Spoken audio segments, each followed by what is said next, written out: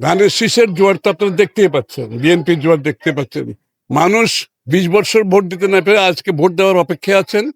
যেই মুহূর্তে ধানের শীষ বিএনপির বিষয়টা সামনে আসতে গণজোয়ার সৃষ্টি হচ্ছে এবং মানুষ জানে গত 15-20 বছর ধরে বিএনপি যে যুদ্ধ করেছে গণতন্ত্রের জন্য, সেই গণতন্ত্র ফিরে পেতে যাচ্ছি আমরা। মানুষ দেখেছে আগামী দিনের ভবিষ্যতে যে কর্মসূচি বিএনপির, 1 কোটি লোকের চাকরি 18 মাসে, বিনা বিনা মূল্যে বিনা পয়সায় প্রাথমিক স্বাস্থ্যসেবা বিএনপি প্রমাণ শুধু করেছে না, কিভাবে এটা বাস্তবায়ন করবে সেটাও আমরা রেডি করেছি। শিক্ষা ক্ষেত্রে কি হবে, স্বাস্থ্য ক্ষেত্রে কি হবে, চাকরি বাকরির ক্ষেত্রে কি হবে, এই নতুন প্রজন্মকে আগামী দিনে বাংলাদেশের উন্নয়নের জন্য প্রতিটি ক্ষেত্রে কিভাবে তাদের ভূমিকা থাকবে সেগুলো আমরা বাস্তবায়ন করতে যাচ্ছি। এবং রাজনীতি শুধু নয়, অর্থনীতিকে আমরা গণতন্ত্রের দিকে নিয়ে যাচ্ছি। সুতরাং মানুষের প্রত্যাশা পূরণে আমরা প্রস্তুত আছি।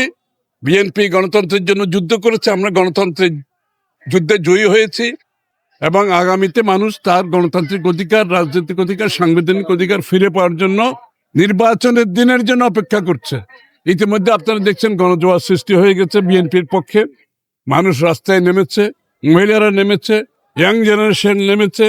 সবাই আজকে একসাথে আমরা ঐক্যবদ্ধভাবে আগামীর বাংলাদেশের মুক্তির যে সনদ, সেটা বিএনপির 31 দফার মাধ্যমে আমরা পূরণ করতে যাচ্ছি ইনশাআল্লাহ। উপদেষ্টার পদ ব্যবহার করে যত বড় বরাদ্দ নেবে, ভোট তত বেশি কমবে। বাংলাদেশের মানুষ খুব সচেতন এবং এইসব যারা করছে এগুলোর জন্য পরবর্তীতে আবার জবাবদিহি করতে হবে।